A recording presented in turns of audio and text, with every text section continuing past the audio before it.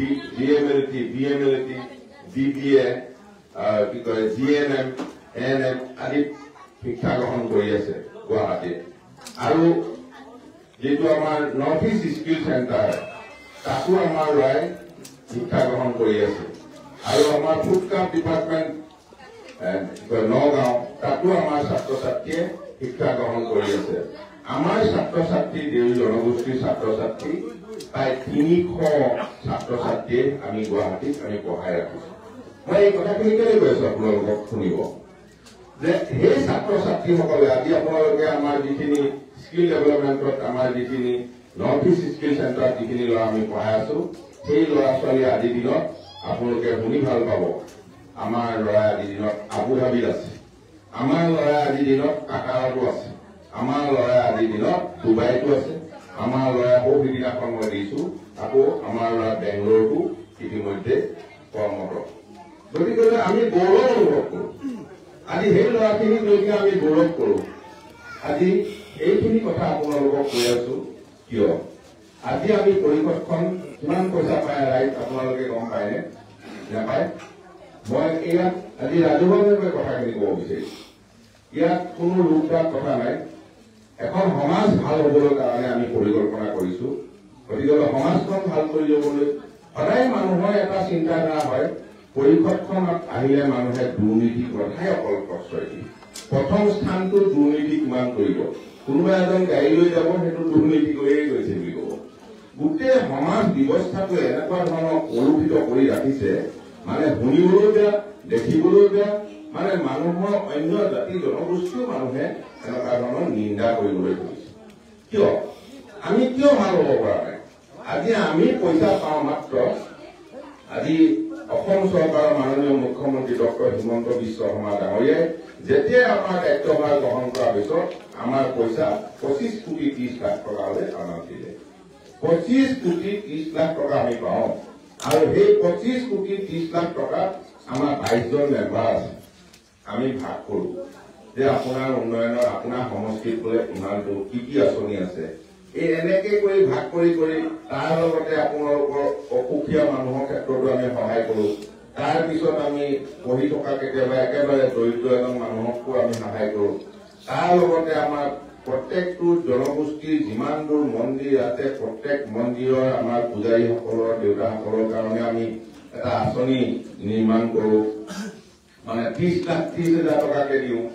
তাৰপিছত আমি আমাৰ যিসকল ছাত্ৰ ছাত্ৰী তাত পঢ়ি আছে তেওঁলোকৰ কাৰণেও দিওঁ। আমি স্কিল ডেভেলপমেণ্ট নৰ্থ ইষ্ট স্কিলত দিওঁ, ফুডক্ৰাফ্ট ডিপাৰ্টমেণ্টত দিওঁ, ডাউনটাউন ইউনিভাৰ্চিটিত পঢ়ি আছে তাত দিওঁ, SPM একাডেমীত পঢ়ি আছে তাত দিওঁ, আৰু তক্ষশিলা এটা ইনষ্টিটিউট আছে তাতো আমি দিওঁ।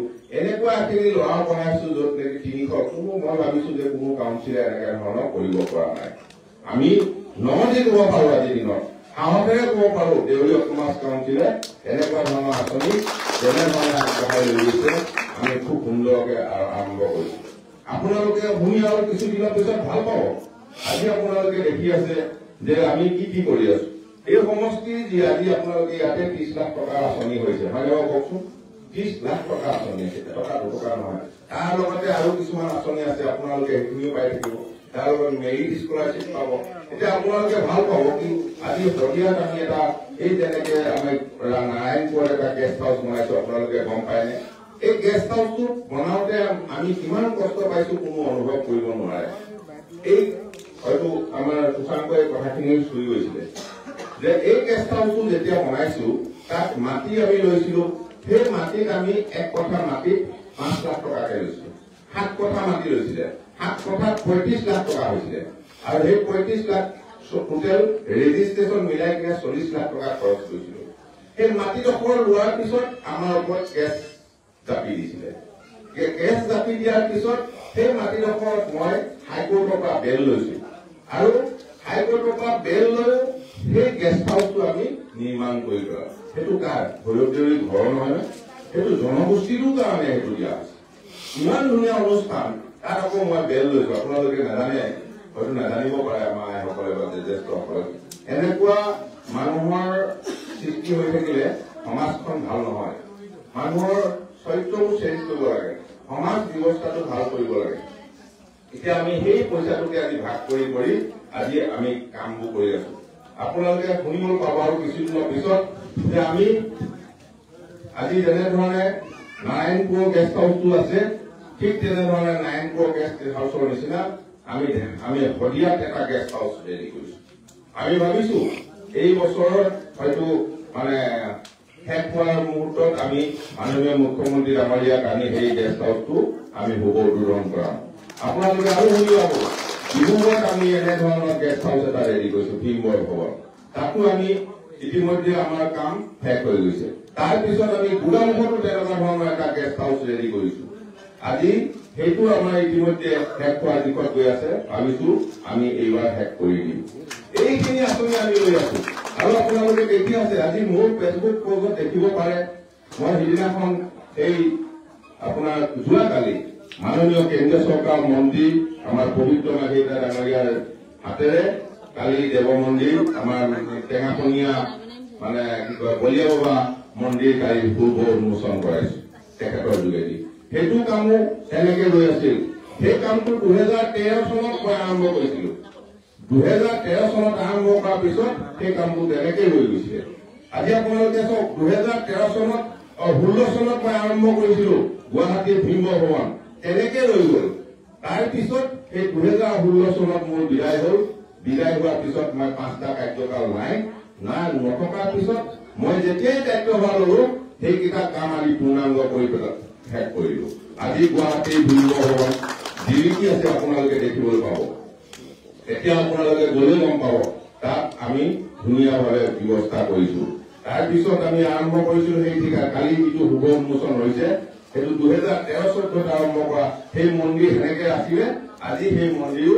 যোৱাকালি আমি শুভ উন্মোচন কৰিছো আমি এনেধৰণে আৰু অহা আৰু কিছুদিনৰ পিছত আমি এই বামচেনিয়া আমাৰ ৰাকেশ বৰদলৈ সমষ্টি গোগামুখত সেই তাতো আমাৰ মন্দিৰ এটা নহয় দুটা নহয় এটা 5টা মন্দিৰ শুভ উন্মোচন আৰম্ভ কৰিম গতিকে আমি এনেকে ধৰণে কাম কৰি আছো যে সেইকাৰণে ৰাইজক মই জনাইছো যে কামখিনি কৰাৰ এটা আগ্ৰহ আছে কামখিনি কৰাৰ এটা মন থাকিব লাগিব কাৰণ মানুহে জীয়াই থাকিব লাগিব সমাজখন ভালকে জীয়াই ৰাখিব লাগিব সমাজখনক ভালকে জীয়াই ৰাখিবলৈ হলে নিজে ভালকে জীয়াই থাকিবলৈ হলে সদায় মানুহে ভঙা মন লৈ থাকি জীয়াই থাকিব পৰা নাই জীয়া মন লৈ কিনে কাম কৰিবলৈ গৈছে এটা জীৱন্ত মানুহৰ দৰে কাম কৰা আগ্ৰহ গতিকে আমি জীয়া মন লৈ কিনে কাম কৰিবলৈ হেঁপাহ কৰিছো কিন্তু এই কিছুমান অপপ্ৰচাৰ আৰম্ভ কৰে আপোনালোকে হয়তো শুনি পাব হয়তো শুনিব পাৰে বিভিন্ন ফেচবুকত ছচিয়েল মিডিয়াত কিছুমান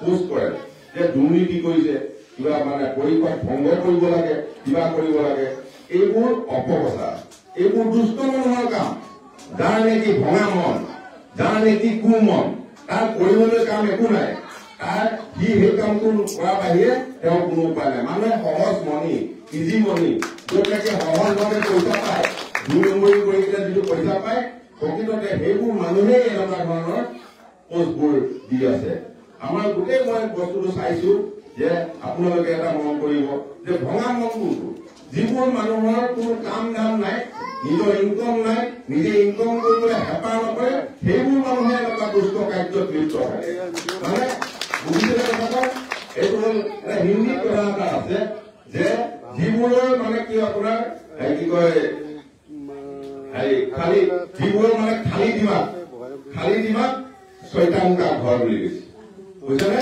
যাৰ খালি দিমাগ থাকে তাৰ ব্ৰেইনত ছয়তানে বাঁহ লৈ গৈছে আৰু ছয়তানটোৱে যেতিয়া তাৰ ব্ৰেইনত বাঁহ লয় তেতিয়া সেই ছয়তানে তাক পৰিচালিত কৰে তই আমুক কৰ তই তাক খুটৰ দে তাক খুচৰি থাক তাক ননচেন্স কৰ তাক বিবাহ কৰ এই ডেভিলটো প্ৰেতাত্মাটোৱে অন্যায় কৰে আৰু সেই প্ৰেতাত্মাই তাক ব্যৱহাৰ কৰি সি বেয়া হল হলে তাৰ লগতে গোটেই জনগোষ্ঠীটোক বেয়া কৰে আৰু এটা আপোনালোকে চাব ছচিয়েল মিডিয়াটো এনেকুৱা বস্তু নহয় তোমাৰ ঘৰখনৰ ভিতৰৰ কথাখিনিও তাত উলিয়াই দিয়াৰ কোনো কথা নাই নহয় মানুহৰ এটা আবুৰত থাকো আমি জনগোষ্ঠীটো এটা আবুৰত থাকো এখন ঘৰ যেনেকে আবুৰত থাকে এটা জনগোষ্ঠীও এনেকে আবুৰত থাকে এটা আবুৰত কথা পাতিব লাগে আৰু এটা ছচিয়েল মিডিয়াতে বিশ্বই গম পায় যে দেউৰী জনগোষ্ঠীটো এটা মানে এনেকুৱা ধৰণৰ তেওঁলোকে দেখাই দিব বিচাৰে গোটেই পৃথিৱীত দেখাই দিব বিচাৰে যে তেওঁলোকৰ নগ্ন স্বৰূপটো, তেওঁলোকৰ দুষ্ট মনটো।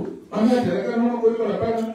আন্তৰিকতা হ'ব লাগে, জনগোষ্ঠীটোক ভাল পাব লাগে, দেউৰীক ভাল পাব লাগে, জনগোষ্ঠীক ভাল পাব লাগে, সেইটো আদৰ্শ। পৰিষদখনক ভাল পাব লাগে। পৰিষদখন গৌৰৱ দেউৰী পৰিষদ নহয়, পৰিষদখন সমগ্ৰ গোষ্ঠীটোৰ পৰিষদ। পৰিষদখন কাৰ হয়?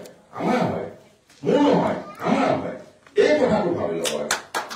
তেওঁলোকৰ পৰিকল্পনা তেনেকে ধৰণে কৰি থাকিলে গতিকে ৰাইজ আপোনালোকৰ সজাগ হ'ব আৰু দুষ্ট মনৰ মানুহবোৰে এনেকুৱা ধৰণৰ কুকৰ্ম কৰি থাকে, এইবোৰত আপোনালোকে হুঁচিয়াৰ কৰি দিব। কাৰণ আমি কাম কৰাৰ এটা ইচ্ছা, আমাৰ পাৰিষদসকল আজি ৰিংকু বাইদেৱে সদায় কাই কাই কৰি থাকে যে সমষ্টিটো কামত কৰি দিব লাগে, কামত কৰি দিব লাগে। মোৰ লগত বেয়া পোৱাকৈ হৈ যায়, কেতিয়াবা ঠালে মানে গড়বড়িও হৈ যায়, মানে কান্দিও যায়, মোৰ বেয়াও লাগে, কিন্তু পইচাই নাথাকে, ক'ৰ পৰা দিওঁ? তাকে মিলাই মিলি চলো, 1 টকা 2 টকা দি কিনে এনেকে ভাগ কৰি কিনে আমি সমষ্টিটো চলাইছো ৰাইজ। গতিকে এইখিনি কথাখিনি আপোনালোকৰ আগত আমি যিখিনি মনৰ কথা, এই মনৰ কথাখিনি ক'বলৈ আহিছো। আজি আপোনালোকে চাওক, এতিয়া এই কথাখিনিৰ উপৰিও মাননীয় মুখ্যমন্ত্ৰী ডক্টৰ হিমন্ত বিশ্ব শৰ্মাৰ যিখিনি নীতি আদৰ্শ, এই কথাখিনিলৈ মই আগবাঢ়ো। আজি মাননীয় মুখ্যমন্ত্ৰী ডক্টৰ হিমন্ত বিশ্ব শৰ্মা ডাঙৰীয়ে যেতিয়া 2021 10 মে তাৰিখে যেতিয়া দায়িত্ব লৈছিল, এই দায়িত্ব লৈ তেওঁ আৰম্ভ কৰিছিল জাতি জনগোষ্ঠী এটা সমন্বয়ে যাতে আন্তঃগাঁথনি গোটেই অসমৰ এটা যিটো উন্নয়ন, এই উন্নয়ন যিটো আজি আপোনালোকে দেখিছে ৰাস্তা পদূলিৰ পৰা আদি কৰি বিভিন্ন অনুষ্ঠানৰ পৰা আদি খেলা ধূলা গীত মাত আদি বিভিন্ন ধৰণৰ অনুষ্ঠান প্ৰতিষ্ঠান আদি বিভিন্ন ধৰণৰ কাম কৰি আছে। মানে আন্দোলন আগতে যেনেধৰণে আন্দোলন কৰি কিনে এইবোৰ কাম আদায় কৰিবলগীয়া হৈছিল, এতিয়া এই কৰ্ম আন্দোলন চলিছে, এতিয়া কৰ্ম সংস্কৃতি গঢ় লৈছে। আজি সেই তেনেকুৱা এজন ব্যক্তিয়ে আজি আপোনালোকে চোৱা ভীমবৰ দেউৰী বুলি কয় এজন ব্যক্তি আছিল, যিজন ব্যক্তি অকল জনগোষ্ঠীটো আজি হয়, তেওঁক আজি দেউৰী জনগোষ্ঠীৰ মানুহ হোৱাৰ কাৰণে হয়তো আমি কম জনসংখ্যা মানুহ। গতিকেলৈ ভীমবৰ দেউৰী অকল দেউৰী জনগোষ্ঠীৰ মানুহ নহয়, তেওঁ সমগ্ৰ নৰ্থ ইষ্টখনৰ এজন নেতা আছিল। আৰু সেইজন ব্যক্তিক কোনখন চৰকাৰে তেওঁক পদমৰ্যাদা সন্মান দিছে? ভীমবৰ বঁটা কোনে দিলে? বিজেপি চৰকাৰখনে দিছে। ভীমবৰ মৃত্যু দিৱস কোনে পাতিছে? বিজেপি চৰকাৰখনে দিছে। আজি ভীমবৰ দেউৰীৰ নামত কোনে মাতি দিছে? বিজেপি চৰকাৰখনে দিছে। আজি আপোনালোকে গম পায় ভীমবৰ দেউৰীৰ নামত 100 বিঘাকে মাতি দিছে। এই ভূপেন হাজৰিকা সেইটো শদিয়াৰ একেবাৰে তাৰ দাঁতিতে দিছে। আজি এনেকুৱা ব্যৱস্থা কোনে কৰিছে? বিজেপি চৰকাৰখনে। আমি কাৰ পক্ষত থাকিব লাগিব? কি সিদ্ধান্ত লাগিব? আমি জনগোষ্ঠীটো সৰু, সিদ্ধান্তটো আমি মজবুত লোৱাটো প্ৰয়োজন।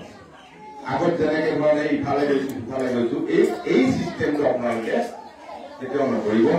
যাতে আমি যি সঠিক সিদ্ধান্ত, আজি আমি যদি এককভাৱে সিদ্ধান্ত লৈ কিনে কিছুমান সিদ্ধান্ত লওঁ, আমাৰ যথেষ্ট জনগোষ্ঠীটো আজি উন্নয়ন হ'ব। আমি পৰিষদখন যিদিনাখন দায়িত্ব লৈছো, সেই দায়িত্ব লোৱাৰ পিছদিনাখন আমি যেতিয়া মাননীয় মুখ্যমন্ত্ৰী ডাঙৰীয়াৰ ওচৰত গলো, যোৱাৰ পিছত মুখ্যমন্ত্ৰী ডাঙৰীয়াক কলো যে ছাৰ, যিহেতু আমাৰ পুঁজিৰ পৰিমাণ কম, গতিকে ছাৰ আপুনি বিশেষভাৱে আমাক সহায় কৰি দিয়ক। তেখেতে এক দিনটোৰ কথা নাৰাখি লগে লগে তেওঁ এটা সিদ্ধান্ত দিলে যে তোমালোকৰ যিমান মন্দিৰ আছে প্ৰত্যেক মন্দিৰবোৰ নাম দিয়া আৰু প্ৰত্যেক মন্দিৰত মই 5 লাখ টকাকে দিয়া হ'ব পৰা। আজি আপোনালোকে নিজে গম পাই আছে যে আমাৰ মন্দিৰ দেউৰী যিমান মন্দিৰ আছে, অকল পিছলাতে নহয়, এইটো আমাৰ ৰামলীটো দিছে, ডিব্ৰুগড়টো দিছে, সোণপৰাটো দিছে, গোটেই যিমান দেৱ মন্দিৰ আছে প্ৰত্যেক দেৱ মন্দিৰত আজি 5 লাখ টকাকে দিছে। আজি আপোনালোকে শুনি ভাল পাব যে আমাৰ যিটো বুঢ়াবুঢ়ী মন্দিৰ আপোনাৰ শদিয়াৰ, সেই মন্দিৰতো আজি এই যিজন পূজাৰী দেউতা আছে তেখেতক সেই মুখ্যমন্ত্ৰী ডাঙৰীয়াই এখন বলেৰো দি দিছে। আৰু সেই মন্দিৰটো সুসজ্জিত কৰিবৰ কাৰণে আজি 8 কোটিকে টকা তেওঁ আগবাঢ়িছে। আজি আমাৰ জনগোষ্ঠীটো কিমান মৰম কৰিছে, আমি ক'ত থাকিব লাগে? আমাক মৰম কৰা জেগাত থাকিব লাগে। 60টা বছৰ আমি কংগ্ৰেছ যেতিয়া শাসন হৈ আছিল, এই কংগ্ৰেছৰ শাসনৰ দিনত আমাৰ জনগোষ্ঠীটো শোষিত নিষ্পেষিত হৈ আছে। আমি সদায় শোষণত বন্দী আছিলো, আমাক শোষণ কৰি ৰাখিছিল। কিন্তু বিজেপি চৰকাৰখন অহাৰ লগে লগে এই শোষণ নীতি খুল কৰাই দিলে। মাননীয় মাননীয় আমাৰ প্ৰধানমন্ত্ৰী আমাৰ নৰেন্দ্ৰ মোদী ডাঙৰীয়া মাননীয় মুখ্যমন্ত্ৰী ডক্টৰ হিমন্ত বিশ্ব শৰ্মা ডাঙৰীয়াৰ বলিষ্ঠ নেতৃত্বত আজি এইখিনি কাম কৰিবলৈ আমি সুবিধা পাইছো আৰু আমি ভালকে কম কৰি যাম আমি দৃঢ় বিশ্বাস মাননীয় মুখ্যমন্ত্ৰী ডাঙৰীয়া আমাক সহায় কৰিবই আৰু সহায় কৰাৰ দিশত গৈ আছে আজি আপোনালোকে চাব যে পৰিষদখনত আগতে পইচাটো আমি আনিবলৈ মই পৰিষদৰ মুখ্য কাৰ্যবাহী সদস্য আছিলো 2010 চনৰ পৰা 2016 চনলৈকে 6 বছৰ আছিল 5 বছৰ কাৰ্যকাল 1 বছৰ